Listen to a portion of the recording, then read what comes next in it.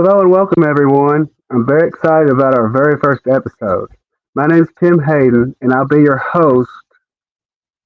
We are the Necrotizing Fasciitis Foundation, also referred to as the NFF, and we are here to spread awareness to necrotizing fasciitis, also known as NF. For those who don't know what NF is, it's an infection caused by bacteria that can destroy skin, fat, and tissue covering the muscles within a very short time. The disease is sometimes called flesh-eating bacteria. To learn more about NF, please visit our website at www.necfasc.org. That's www.necfasc.org. On our inaugural episode, we had the lovely Joy Braziel with us. Joy's an NF survivor and is here to talk about her experience. If you're tuning in live, please feel free to make comments or ask questions in our chat. At this time, I'll add Joy to our chat. Hi, Joy. Welcome. Hi, Tim. Hi, everybody. How are you doing today? I am great. I hope everybody is doing well too. You want to tell us a little bit about yourself? Sure. My name again is Joy Braziel. I live outside of Albuquerque, New Mexico, born and raised. I am 53 years old, one husband, one daughter who is grown and out of the house.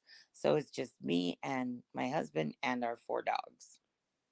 And I just went back to work, started a new job as a substitute teacher. That's awesome. Teacher's a good field to go into. I love it so far. Um, Tell us a little bit about your family. About my family. Well, my husband and I, his name is Robert, and we have been together for 25 years. We were together for 15 before we got married. And so we've been married for 10. Yep, it'll be 11 in December. Married for 10, but together for 25. We have one daughter, Brianna, who is absolutely beautiful, and she lives with her boyfriend, Jonathan, who I really can't say anything bad about because her dad and I did it. And we have four dogs, four little chihuahuas, and one of them is actually her dog, he's 16 years old. So yes, there's Bailey on the left. She's the white one. Drogo in the middle, and then Sadie is the little black one. I didn't send a picture of Wally. He's our little old man who is 16 years old, and he's actually my grand dog. And then I have, of course, my mom, and there's Robert, Sorry. and my Thanks mother, a lot. Stephanie, and somewhere there's a picture of Jonathan and Brianna. Right there. And there's Brianna and Jonathan. They were in Hawaii for that picture. We're And going I to go have back and show two Robert. older sisters. There's Robert wearing the shirt that my daughter brought him from Hawaii.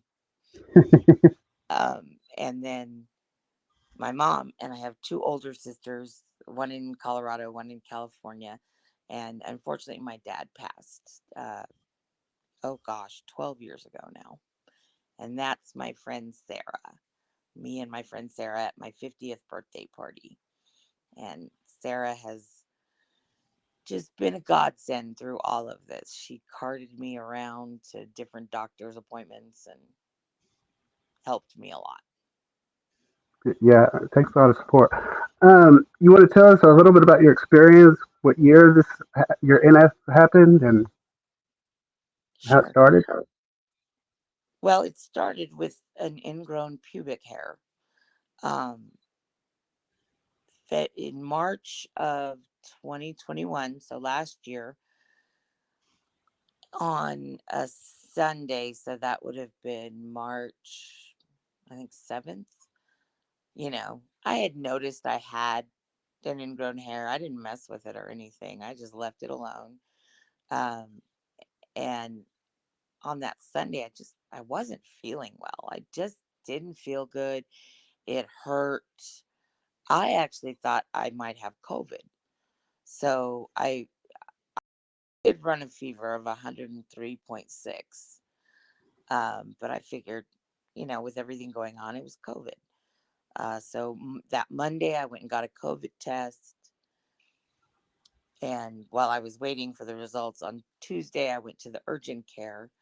And the doctor at the urgent care didn't even look at it. He just prescribed me some antibiotics. All right. The next day, on Tuesday, the 10th, I had an appointment with my regular doctor. I really don't remember much about that day. I went into the doctor, and apparently during the visit, she poked it and it like exploded everywhere. I found this out after the fact. And she sent me immediately, said, "You need to go to the emergency room." So I drove myself to the ER here in Rio Rancho. Um, and it's very fuzzy. I don't really remember all of it, but they apparently got me stabilized. My daughter was working at a different hospital.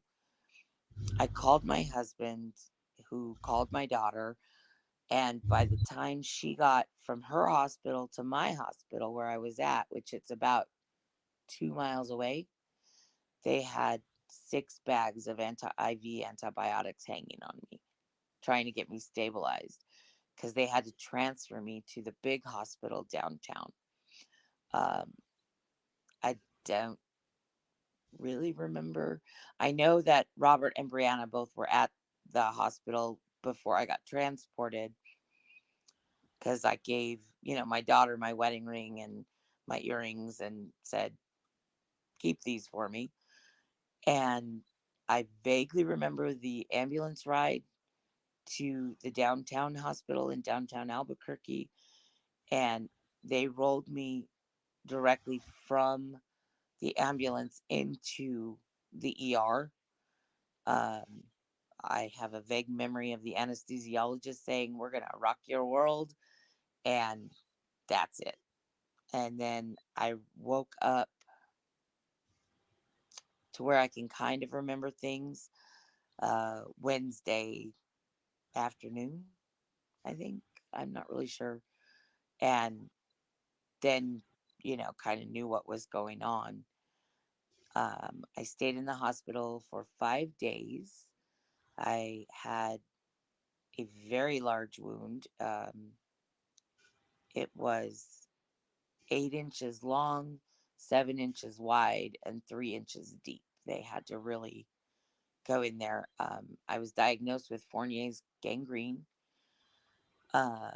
Luckily, they missed my lady bits, so those are all still intact. But the left side, the right side of my pubic bone, from like the middle to the crease of my thigh, was where the wound was. I was discharged after 5 days in the hospital with a wound vac. Elvis?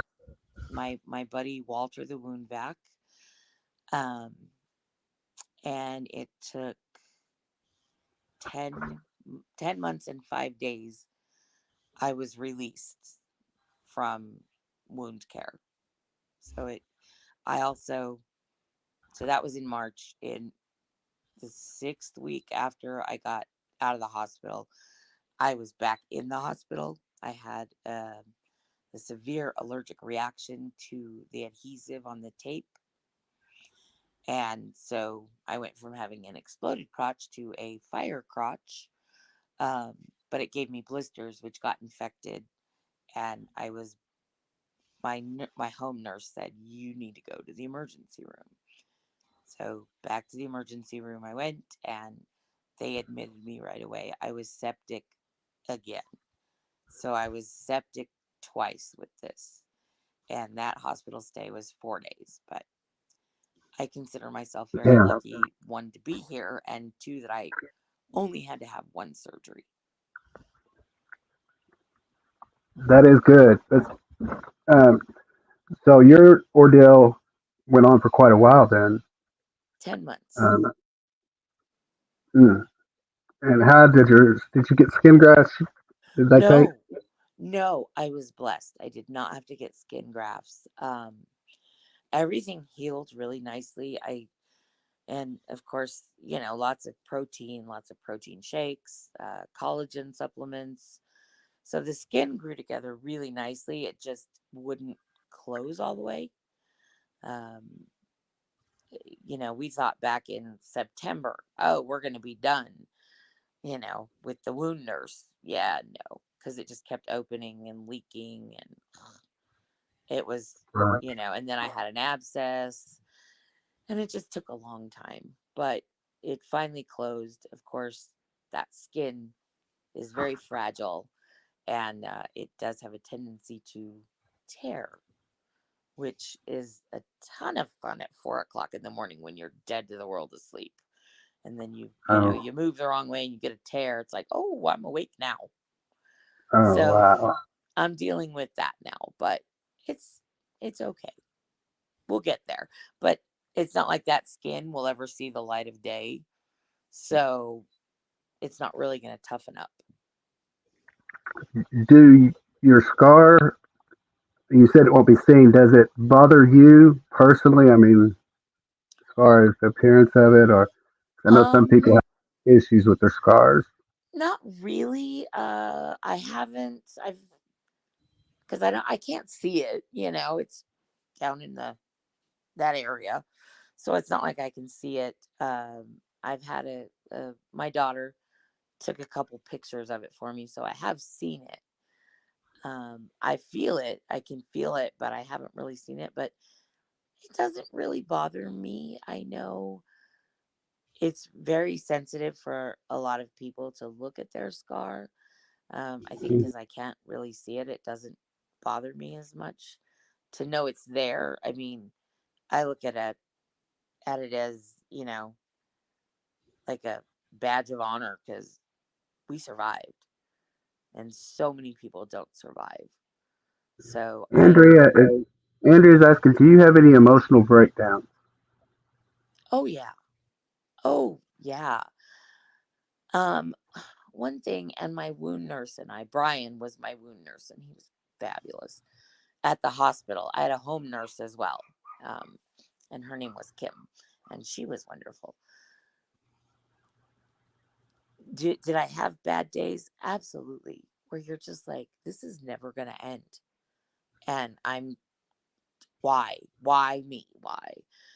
So, yeah, I had some of those days. But overall, I tried to really be positive about it and, to try to keep that positive attitude.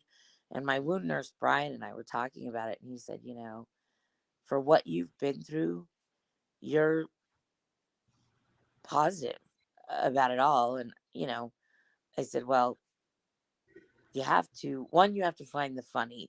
There's humor there. And if you keep a positive attitude, and he said, you know, you're healing so well because you have that positive attitude. He has other patients that don't, and they're not healing as well. And I said, well, to me, and this is just my experience, you have to, because nobody wants to be around you. It's going to upset those around you if you're very negative and, you know, um, so you have to keep a positive outlook and try to find the funny in this. I told him, more people have seen my crotch than a hooker with a Saturday night special. And he thought that was hilarious. He's like, you make me laugh. And I said, see, you're going to miss me when I'm gone. Um, but did I have those days? Absolutely. I did. And I would encourage anybody that is, feeling those feelings of depression and anxiety and all that goes with this, seek counseling, get help, get a therapist, get a psychiatrist. I know myself, I was already taking antidepressants before this happened. So I think that really also helped me. Um, but don't be afraid to reach out for that help. And that's what's great about our group on Facebook. I found when I was in the hospital, I asked to join, I think 3 days after my surgery. Um, Again, it's a little fuzzy, but just the support from those of us that get it. Because if you haven't had this, you don't get it. You have no idea. Um, is It's great. Like my husband didn't really get it until a week after I got home, they sent a different nurse, Stan, who used to be an electrician. I think he should still be an electrician, but he did not a great job I mean, he put tape in places that ladies shouldn't have tape, you know.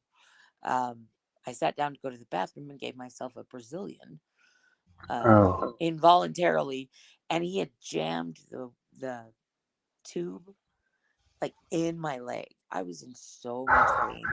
And of course, it was a Friday night. So back to the emergency room I go.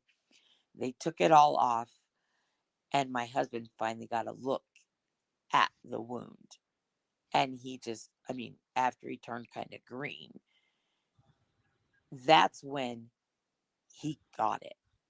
You know, he didn't realize how bad it was and that his wife almost died. And it took him actually seeing the wound to get it. And actually, he got a great picture of it. It's like the best picture. It shows the whole thing. But those that haven't been through it don't get it. And those of us that have, it's great that we're there to support each other. But definitely, if you have those days, because you will break down, you will cry, you will just be a hot mess. And that's okay. It's gonna happen. And don't beat yourself up. I like to call it staying in the pot. So you can be in the pot for a while. You can be in the black hole for a couple days, and then you have to get out of it. You have to make yourself get out of it, but reach for help because nobody wants to be in the hole. speaking of your husband, how does is he okay with everything now that if you're Yeah. better, of course? I mean, uh, but as far as I know, you say he didn't get it, but does he try? I mean, does he listen at least? Yes.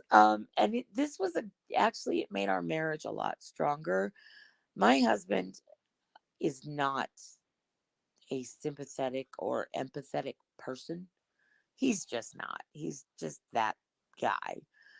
Um, so it was really a growing experience for our marriage in that he really had to learn to step up and help and be understanding. Um, he is understanding now, but it took a lot for him to get there. And as far as like the appearance, uh the private life, whatever you want to call it, the fun stuff, he's fine with it. He's glad that his wife is okay. You know, he's just glad that I'm still here and it doesn't bother him. The scar doesn't bother him. Well, what about Brianna? How does she deal with all of that? I mean, she's quite young, and you came close to dying. I mean, Brianna's a lot like her dad. Well, she is her father's daughter. And she has medical issues of her own. She has endometriosis. And through all of this, she went to Atlanta for excision surgery and mom couldn't be there. And that was really hard on me. Um, but she did well. It scared her, of course. I mean, nobody wants to lose their mom at 23 years old. right? Um, she was really scared. But you know, she was happy that her mom made it, and she's actually the one that took the picture of the scar for me. She didn't want to see the wound or any of that. She's like, no, because, and I said, you work in a hospital with cancer patients. And she has debrided wounds, bed sores and things like that. And she said, yeah, but they're not my mom. Right. So, you know, she was she was very happy that I'm alive, but it scared her, it scared all of us. Do you know what offending bacteria it was that? There were there was two. It was two different strains of strep, and one was, of course, strep A, and I don't remember the other. There was a staph bacteria and two streps. One was strep A, and I want to say the other one was strep L. They told me it was a really rare form of strep, and they don't know where, like anything Yeah. else, it's you carry it on your skin, and apparently at some point it broke open just enough for that bacteria to get in there. But of course, they don't know. I mean, you just don't know how it happens or why it happens. But there were three, one staph and two strep. It sounded like your doctor pretty much. It didn't take long to figure out what it was. Um, No, Dr. Schmidt was amazing. She saved my life. She really did, by sending me to the emergency room. And then, of course, she retired. So then I had to get no. a new doctor. Yeah, it's been, you know how that goes. Right. Yeah, I do. Mine moved to Louisville. It's not far, but he still moved. Um, what And helped you? the Go infectious ahead. disease doctors at the hospital were amazing. They were fantastic. It sounds like you had a pretty good team I had a great through team. through it all. I know a lot of people aren't that lucky to have a good team. Um, it sounds like a lot of yours is a good support system too, part of your recovery. You had a lot of love and help with I your did. mom and your friend, Well, and my mom's in Colorado, but I mean, I would get she's very involved in her church up there, the one of the Presbyterian churches. And so many people from her church sent me get well cards, which was so touching and so beautiful. And of course, my husband's parents as well. Um, my my father-in-law and my stepmother-in-law, they're wonderful as well. And they, oh, we can come up. No, it's don't no, it's fine. you know. But yeah, and my dear, dear friend Sarah, God love her. She's we worked together years ago, and she carted me around to every hospital, every doctor appointment for months and months because I couldn't drive. I mean, there was no, it was so painful just to get in and out of the car. And then it was my right side. Well, you have to move that leg to drive. Yeah, that wasn't happening. And you could feel every bump in the road. And so Sarah, God love her, she carted me all over Albuquerque to different doctors and just so much support and love. It was great. best friends are they are. Very much. Andrea, you said that you transferred to your hospital because you had to stay in ICU. No, I wasn't in ICU. Um, the hospital I was at is Loveless Hospital, and there's a Loveless here on the west side of Albuquerque where I live, and they didn't have the surgeons and the staff that was needed. They didn't have an infectious disease department or a wound care team that could do the wound vac and to do the actual surgery. So they transferred me to the big hospital, the big Loveless main hospital downtown. But that's why they transferred me because they just didn't have the personnel to do the surgery here on the west side. And I wasn't in intensive care. Um, I was in critical care for a couple days, and then they upgraded my condition to just after surgery.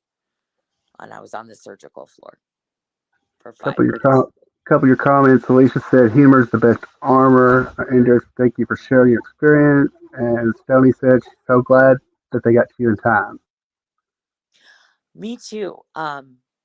Apparently I was pretty much circling the drain when they rolled me into surgery, and they didn't tell me. Well, they may have told me that. I don't know, but I don't remember.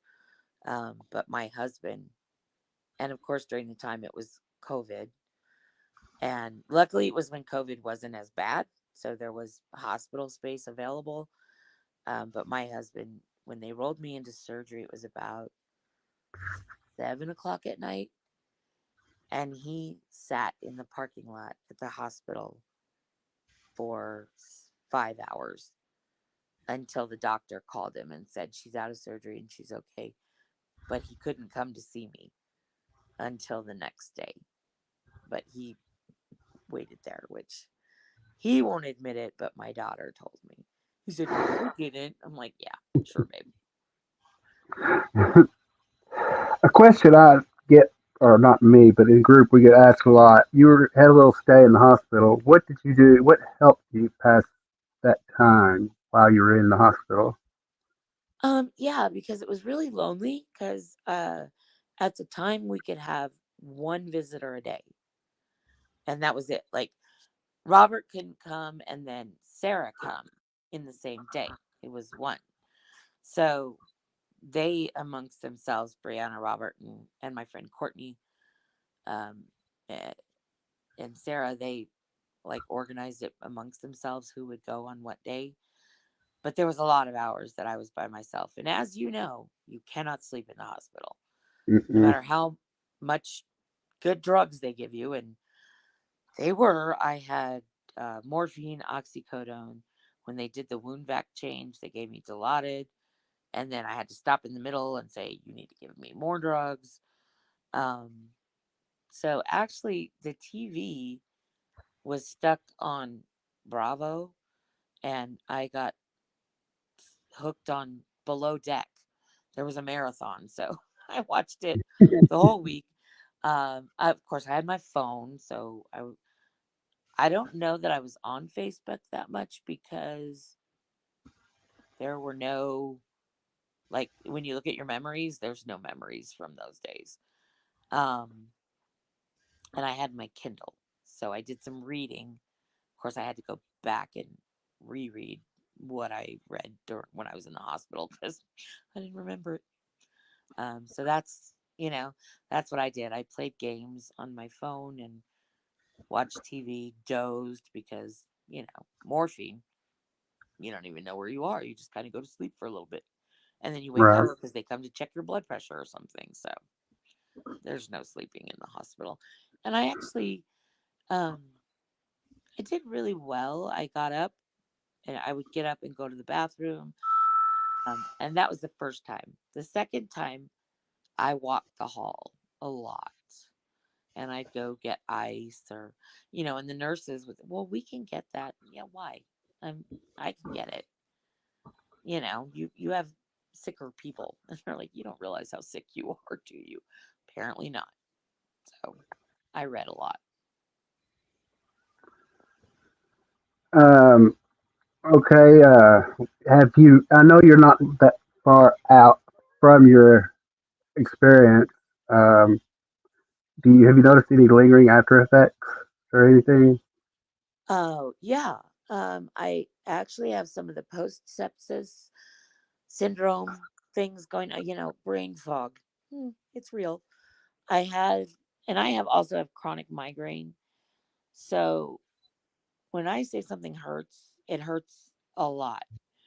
But also chronic migraine gives you brain fog. So between that and the post sepsis, there's days I don't even know where I am. What day is it? Who am I?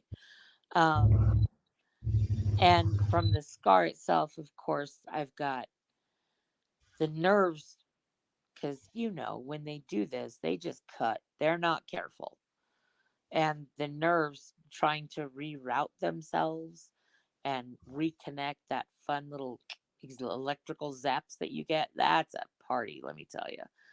So I have that, and I have pain. I mean, it's deep pain. Um, Especially New Mexico weather is really wacky. Like 2 days ago, we had 4 inches of snow. Today it's supposed to be almost 80 degrees. So yeah, um, when the weather changes, it aches. The scar, it hurts. I have some joint aches from it. The brain fog, you just it's something that you don't realize is going to affect you long term. You think, oh, it's healed. I should be better. You should be. And some days I'm just tired and I don't want to play. So yeah, there's after effects from it. Did you have any physical therapy? I didn't really. I mean, I had the physical therapist came and he gave me some little stretches to do, nothing strenuous. Occupational therapy I didn't really need. She did come to the house, but she's like, you're doing pretty good. But I did have a little physical therapy for a couple weeks, and it was mainly just to keep things moving. And um, I get up about every hour, and yeah, I smoke. I'm a smoker, so I would go outside because I don't smoke in my house. So I'd go outside, every hour, 2 hours, and I'd walk around a little bit and keep the blood flowing, and that I think also helped. So, in your opinion, what do you think helped you the most while you were recovering? The wound vac, as much as we all hate the wound vac, and the changes were excruciating in the beginning. They were just horrible. By the end, you're like, whatever, I'm here, just go for it. Um, the wound vac definitely helped. The protein, lots of protein, which was really hard because I didn't have appetite for about a month after I got out of the hospital. I was just like, And then I went back in the hospital and the same thing. So it was a good couple months before I felt like eating. Um, so I did take collagen supplements, which really helped the skin grow back. Rest, pain meds, you just, and keeping a positive attitude about the whole thing really, I think, helped the most. So, are there any things that are you restricted in any way now after NF than before, like swimming or anything like that? Um, no, I don't have the restrictions, although I don't know. It's scary, you know, to think of going swimming, um, Hmm. taking a bath. And I was always a bath person. I loved bubble baths. I just can't do it. I that's even though I know I could like shower before and make sure the bathtub's clean and then take a bubble bath, but I'm not there. I'm not there. I think I'll be showering with antibacterial Dove soap for the rest of my life. Um, it's just not something. It's I'm not there. I could probably do it and it would be fine, but I'm not there yet. John But said, yeah, he knows the feeling of brain fog. And Elise was asking, what kind of protein were you talking about eating? I drank the Premier protein shakes. Um, I never did get to try the peach ones because they didn't have them. But my favorite were the strawberry and the dulce de leche, the caramel ones. Delicious. And meat, just good old fashioned meat, eggs, um, steak. Ate a lot of steak, which I will never turn down because I'm a big old carnivore. So that I ate green chili, which in New Mexico, hello, we eat it on everything. Green chili, red chili, which has like more vitamin C than an orange. So I just ate a lot of meat. and the protein shakes. John said he's Eggs. drinking the glucerna. He's drinking the glucerna shakes. Word of advice: do not drink the butter pecan or the strawberries. try try the Premier Protein. They're really, if you have a Sam's Club or a Costco, I think you can, I know you can get them at Sam's. Um and Walmart, the dreaded Walmart. Um but their flavors were pretty good. And I know they have like a banana flavor, which I will never drink because I don't like banana. Chocolate, strawberry, peaches and cream, the caramel one. So, you got to switch it up. And they're low sugar too. So if you have diabetes, which I do have, even though it was very well controlled, I didn't, my A1C is low. Uh, I don't know if that was a factor or not. Don't know. But the Premier Protein are low sugar. So if you have diabetes, you can drink them. So try those. See if you like those better. I like them better than the Glucerna. They gave me Glucerna in the hospital, and it was like, ugh, I didn't like them. You said you had diabetes. Did the NF where you're going through it affect your diabetes in any way? No. At the hospital, even they were like, we don't know why we're giving you insulin. Your sugar is great. I said, I don't know. Whatever. Give me whatever. And I don't take insulin normally. I just take metformin twice a day. No, what it really messed up was my blood pressure. Because, when you're septic, your blood pressure is really low. I mean, it was low to the point they had to get me to stand up to even get a blood pressure on me. Mhm. Um, and then, so after I got out of the hospital, then my blood pressure just went wonky and it was high. Not like dangerous high, but for me, it was high. And so my doctor adjusted my meds finally, upped my lisinopril, and then added um, hydrochlorothiazide, and now we've got it back under control, and it's really good. But it didn't mess with my diabetes; it messed with my blood pressure. Joni said she really hopes your wound stays closed. She felt like a chapter of her life closed when it did, but hers reopens all the time. And do you have a problem sitting for very long? Um, Not sitting for very long. It's weird though when I sit or stand for very long, and this was on my right side. My left thigh goes numb. So weird. Um, and you would think it would be the right side, but no, it's the left. And mine opens too, and it's just a pain in the butt. Well, pain in the crotch.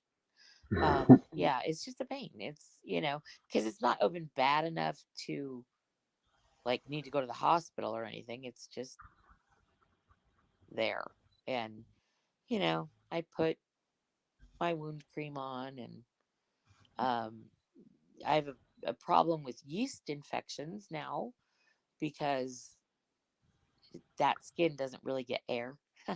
So Right. I have the cream or the ointment from the doctor, and that's something that was surprising. After having so many antibiotics, you just turn into a little yeast factory, which is good times.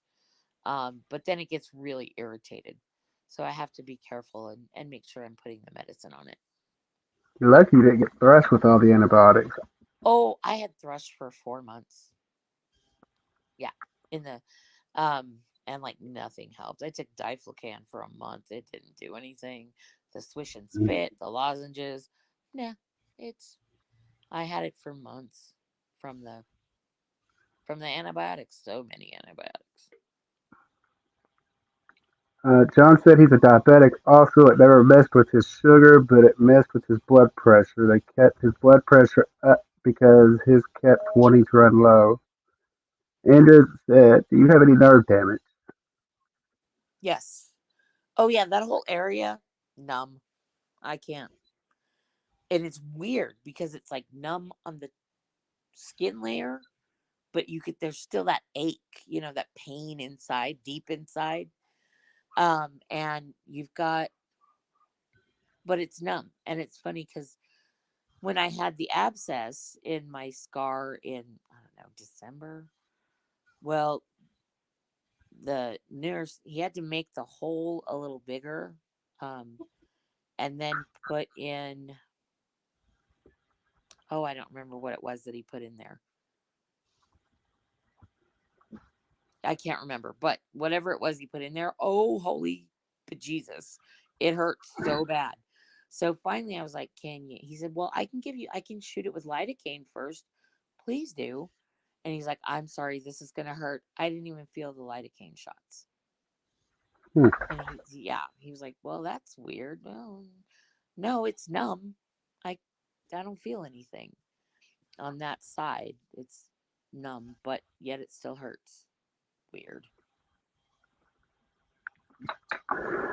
Yeah, well, this is an uncommon thing. They say. I think it's becoming a lot more common than it used to be. I I think it is, and I think part of it is because of drug resistance strains. Actually, I'm kind of fortunate, and I'm allergic to a whole bunch of antibiotics: penicillin, erythromycin, tetracycline, blah blah blah. It goes Mm. on and on. Um, so I only take antibiotics when I absolutely have to, and then so my body hasn't built up that resistance. And then in the hospital, I was on vancomycin, clindamycin, which is a horrible drug. I mean, it's a great antibiotic, but the side effects are oh, and Cipro. And then they sent me home with Keflex the first time because the doctor, he's like, "Well, I'm going to prescribe you clindamycin." I said, "Do you really hate me that much? Am I that bad of a patient?" He said, "Is it that bad?" I was like, "Yeah, the side effects, not from the IV didn't bother me, but the side effects from the pills, ugh, Hmm. they're awful." And so he changed it to Keflex. But yeah, it's, I think, more common because of antibiotic overuse. You don't need antibiotics for everything. And in my case, I can't take them very often. So, See, I'm already at penicillin, so they give me the clindamycin, and it all it's comes back awful. after about 30 minutes. It's just, yeah, I can't. Yeah, it's Um, awful. D is asking, when did your NF, when did you have NF? She missed the first part of this. March 10th, 2021. It started a couple days before. But I mean, I just thought it was an ingrown hair. Didn't, you know, but March 10th is when I had surgery of 2021. So I just passed a year. She's Um, also asking, what side effects did you have from the clindamycin? the clindamycin, the pills, they just make you feel blah. And you have a lot of uh, stomach and intestinal issues because it's such a strong antibiotic. It destroys the good and the bad bacteria. So definitely you want to take probiotics. The doctor, Mhm. they gave me Floristor in the hospital, which is a pretty common uh, probiotic cocktail. And then I just bought the like over the counter CVS brand, which is way cheaper and it's the same stuff. And I also took acidophilus and bifidus. So lots of, and those are live probiotics. And I didn't eat yogurt because I don't like yogurt. You and I have a lot more in common because I don't either. And Yeah, I ended up with thrush also when I had mine years ago. And yeah, my sister's trying to make me eat yogurt. So yeah. yeah, No, yogurt tastes like bad breath. No, yeah. I can eat it I, now. I've kind of conditioned myself, eat a little bit here, a little bit, trying different ones. That it does work. I sometimes have to add a little extra fruit preserves to it. yeah, no. I mean, I'll eat like a lemon one or a peach one every once in a while, but other than that, no, I'm not a fan. Frozen yogurt, hey, that's a totally different story. Yeah, That's for sure. delicious. For sure. That's kind of like milk chocolate and dark chocolate. Yeah, milk chocolate's much better. Exactly. Andrea said yogurt has a funny texture. See, that's my problem. The texture. Text. I'm not a texture person. It's just yucky. Yeah. Bananas, bad texture. I can't eat them. Oh, bananas are just gross. I don't like them. He said here in the UK, she's known of clindamycin treatment to be more successful if administered in a very high dosage. Um, and I don't know what they were giving me, like dosage wise in the hospital. I really want to, and I haven't done it yet. I want to get all my records, from the hospital, from the surgeon, everything, just because I don't remember much of it. Um, but I know, like I said, in the hospital, they had vancomycin, clindamycin, and Cipro. So those are three, uh, as my doctor said, big dog antibiotics. And the IV antibiotic didn't give me the side effects that the pills do. Pills are awful, Right. I agree. but they work. So suck it up. Yeah. John said, gee, I feel like a baby. I'm just here 2 months out of the hospital, and I've had my first surgery December 31st, 2021. Oh, honey, you are in the throes of it. And that's okay.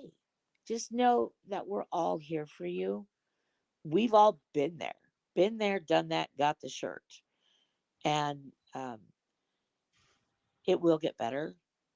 It's This is a marathon, not a sprint. And we're all here for you. And if don't be afraid to reach out and hang in there. You know, take your pain meds, take them on the schedule. Take them before, about a half hour before your wound vac change or your nurse visit. Take those pain meds because you need them. And like, if I would go to sleep, which I didn't sleep when I got home. I mean, I was sleeping in my recliner for months because I couldn't lay down comfortably. Um, but if you fall asleep and you miss a dose, take it right away because you'll wake up and you'll be snappy and crabby. And it's not you, it's your body saying, hello, you need the pain meds. Don't be afraid to take them. You're not going to get addicted, because they're doing their job. You're not taking them for fun. It's not like you're getting high. You know, don't be afraid to take them and don't be afraid to ask for support. Hang in there. You're you're at the beginning of the race and you'll get there and we're all here cheering for you. Promise. Dee brought up a good point here. Your notes will be interesting yet upsetting. I know I got mine about 10 years after mine. It was a little upsetting, but I learned a lot that I didn't know happened. Some of it good, some of it bad. So just anybody that does that, I do recommend to get your records if you can. If you're not able to look at them right then, take a time that you are able to. But I feel like it is uh, it helps. It helps you understand because, Yeah. like you and most everybody else, it's a blur for you, for the person that it's affecting. Oh, yeah. Uh, um, but there again, I was going to say earlier, it's just well, not. It's just devastating for the family Yeah. than the survivor. I would It rather be is. the one going through it than the family member not knowing what it was going to happen. My poor husband sitting in the parking lot and not knowing. He didn't realize how close I came to dying. They didn't tell him, until Andrea after. said, Joy and I are twins. We both are only 1 year survivors. We both had the same exact timelines, but I stayed in the hospital until July 2021. Oh, God love you. God bless you. That would have driven me insane. He said, your papers will help you fill in some gaps. I don't know who this is from, but this is I'm the spouse of a survivor and highly recommend getting all the notes because my wife thought I had abandoned her until she read the notes. Oh, bless his heart. Yeah, I want to see him. I just haven't done it yet. You know, there's some things that take time, and I haven't gotten there yet, but I will. You might discover some photos in there that they took. I know Oh when I yeah, had I mine want to was see. when I had mine in 2006, there were cell phones, but they weren't all these snap picture phones that everybody's doing now. And so there, I got two pictures, and that was just the ones they took at the hospital Oh, themselves. I have a ton of pictures. I every every wound vac change, my nurse would take a picture for me on my phone, and I think it's so funny, not funny, but ironic funny, I guess. Now, once you've had this, if somebody else says, "Oh, do you want to see a picture of my wound?" Yeah, you know, sure I do. It's it's we all share that bond of the giant wound, and it doesn't bother me to look at pictures of them. Um, my husband's cousin, who is a member of our group now, she got NF, same situation, a few months ago, and luckily she had one surgery. She had the wound back for a few weeks. She's all healed up and well, but I told her, if you need to talk, I'm here, and I'd check on her and make sure everything was okay. But just weird that two people in the same family, even though we're not Right. blood related. It's my husband's cousin, but it's odd. John says he was in a coma for almost a month and Man, didn't send him home on any pain meds. what is wrong with those people? Oh my gosh. John, I would either ask my doctor about it again, or you might look into talking to the people because I know you're seeing people in Tennessee now, so you might ask them about it. Get a pain Colleen, management doctor. Colleen said she requested pictures of herself before surgery, and they sent her over 1,000 pages of her medical records from the day one until 4 months into her inpatient stay. Wow, that's a big read. Yeah, I'm really curious to see mine. I just haven't got him yet. And John, honey, get the pain meds. Hmm. Get to pain management. You shouldn't. I mean, is it going to hurt even with pain meds? Yeah, this is painful crap. But talk to your doctor. Get a pain management doctor. Do not suffer. Do not. It's Like I tell everybody, you have to be your own advocate. you You do. have to be. And You if one doctor's telling you no and you feel in your heart that that's incorrect, you need to see somebody, another doctor, or seek out another doctor, maybe in a different specialty. Like Joy said, a pain management doctor. which I mean that's basically anymore that's how you have to see pain management to get the pain medication that you need. Because Tylenol, ibuprofen, it ain't gonna touch this. It's just not. And unless you're, and I have a really high pain tolerance because, like I said, I have a headache or migraine every day of my life. And so, yeah. He said there's nights he can't sleep. Oh, honey, you gotta go see a pain doctor. Or, I mean, I don't know if it's legal in Tennessee. Uh, Marijuana actually helps me. Edibles. I don't take them very often because I don't like the feeling that I get, but it does help. But John is in a small town in Alabama, and so he just the last couple of weeks got approved to see a physical therapist in Tennessee because he wasn't getting physical therapy in the town that he's in. So that's oh, his oh, honey, situation. oh, honey, you got to get a pain doctor He said, I because go Monday to a new doctor. yeah, d- be your own advocate. And people that don't know this, haven't been through this, they don't understand. the excruciating pain that this causes. I mean, it's who. I can't speak to this. I can only say I spoke to three different women who have said the same thing, that NF was far more painful than giving birth. Oh yeah. I mean, I had a I baby can't with. speak to it. Please don't send me any hate mail. Oh no, I had a baby with. I had Brianna with no all natural. I had like half a shot at something, and oh heck, I'd rather do that any day than go through this again. It is excruciating pain, and don't, John, don't let them tell you no. If that doctor won't do it, if he's in a hospital or something, he's got a boss. Be your own advocate. You need the pain meds. No one should have to suffer with this because it is. Even the pain meds, you're still hurting. It just takes the edge off so you can function somewhat. Hang in Lee there, Spark baby. Foundation is asking, Joy, has your experience of NF made you a stronger lady mentally? From D. Yeah, I think so. Um, when you're in a life threatening situation, which at the time didn't know it was, like I told my husband when I was in the emergency room, he's like, "Oh yeah, they're gonna do surgery. It's I'm fine. I'll be fine." Having no idea. Um,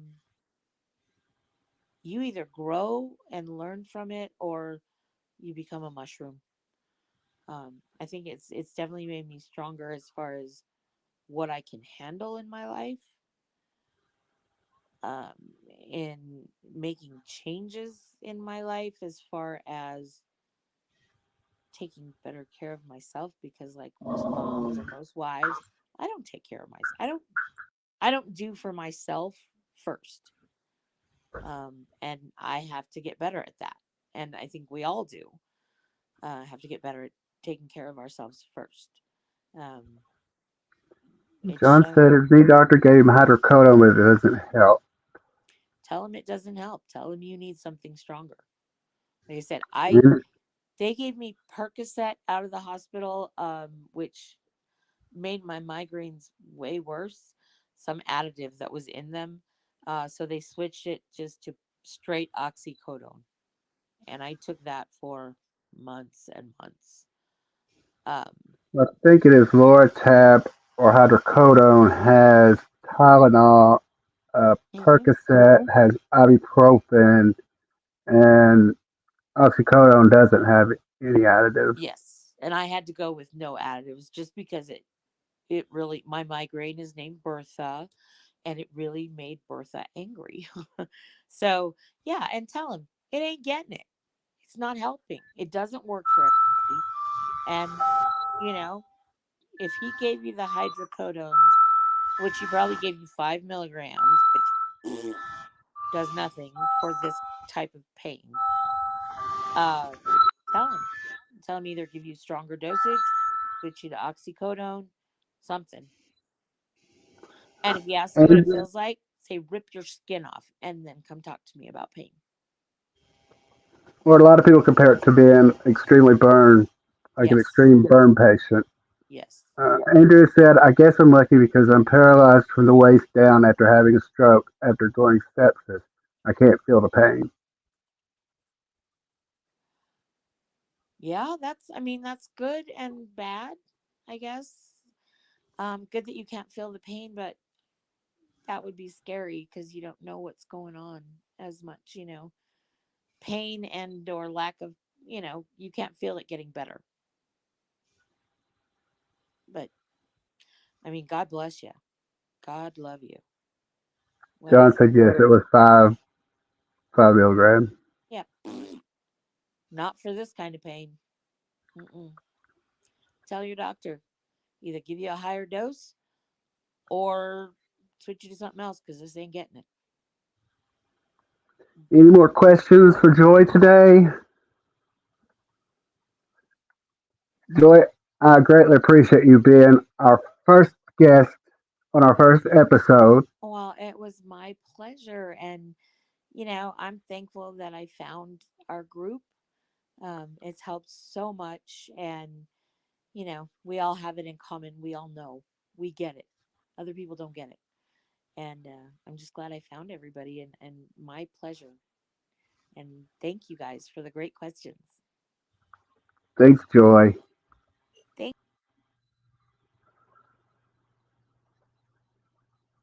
Okay, guys.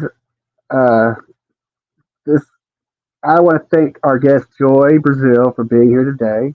I want to remind you about our virtual walkathon on May 28th, 2022.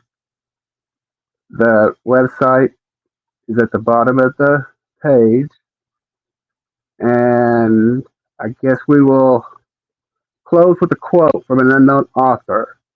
Never regret a day in your life. Good days give you happiness. Bad days give you experience. I hope to see you next time for another episode on the Steep. Remember, be kind and smile. Until next time, you all have a great day.